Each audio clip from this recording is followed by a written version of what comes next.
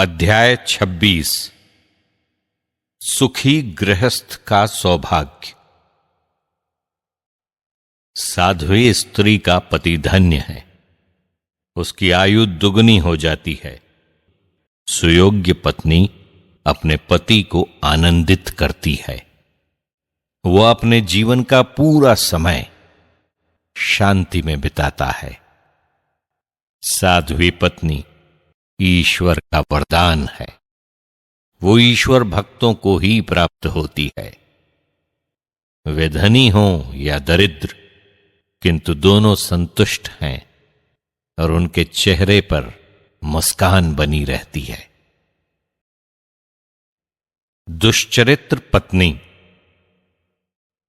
मेरा हृदय 3 बातों से कांप जाता है और मैं चौथी से डरता हूं। नगर में बदनामी, उत्तेजित भीड़ और झूठा दोषारोपण, ये सब मृत्यु से भी बदतर है। किंतु जो पत्नी अपनी सौत से ईर्ष्या करती और अपनी कटु बातचीत से झगड़ा पैदा करती, वो मनोव्यथा और विपत्ति का कारण है। दुष्ट पत्नी ढीले जुए की तरह दुखदाई है। जो उस पर नियंत्रण रखना चाहता, वो मानो हाथ से बिच्छू उठाता है। मदिरा पीने वाली पत्नी घृणा उत्पन्न करती है। वो अपना कलंक नहीं छिपा सकेगी। निर्लज्ज आंखों और कनखियों से व्यभिचारिणी पत्नी पहचानी जा सकती है। चंचल पत्नी पर सख्त निगरानी रखो। वह अवसर पाते ही उससे लाभ उठाती है और उसकी निर्लज्ज आंखों से सावधान रहो।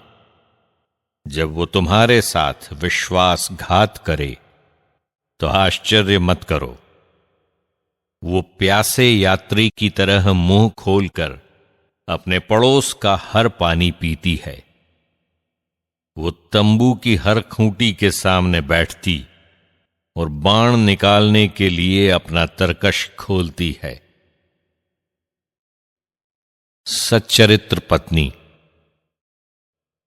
पत्नी का लावण्य पति को मोहित करता है। उसकी कार्यकुशलता उसे सुस्वस्थ बनाती है। कम बोलने वाली पत्नी ईश्वर का वरदान है। सुशिक्षित पत्नी अमूल्य है। शालीन पत्नी का लावण्य असीम है। जो साध्वी है उसका मूल्य अपार है। सुव्यवस्थित घर में साध्वी का सौंदर्य ईश्वर के पर्वत पर उदीयमान सूर्य के सदृश है।